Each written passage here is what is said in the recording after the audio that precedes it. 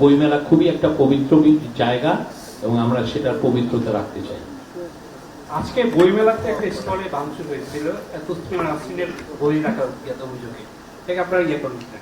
আমি এই বিষয়টা আমরা জেনেছি এবং এই বিষয়ে আমরা অলরেডি বাংলা একাডেমির সাথে কথা বলেছি এবং বাংলা একাডেমির সাথে আমরা বলেছি যে এই বিষয়টা খুব দ্রুত আমাদেরকে জানাতে, কি ঘটনাটা কি হয়েছে, বিকজ ঘটনাটা বেশিক্ষণ আগে ঘটেনি, ফলে ফুল যে বিষয়টা আমরা এখনো জানি না, বাট আমরা তাদেরকে বলেছি যে খুব দ্রুত এটা জানার বিষয়। বইমেলা খুবই একটা পবিত্র জায়গা এবং আমরা সেটার পবিত্রতা রাখতে চাই। আমাদের ইন্টারিম গভর্নমেন্টের তরফ থেকে সিকিউরিটি মানে আইন শৃঙ্খলা বাহিনীকে নির্দেশ দেওয়া হয়েছে কারোর জন্য হিউম্যান রাইটস ভায়োলেটেড না হয়।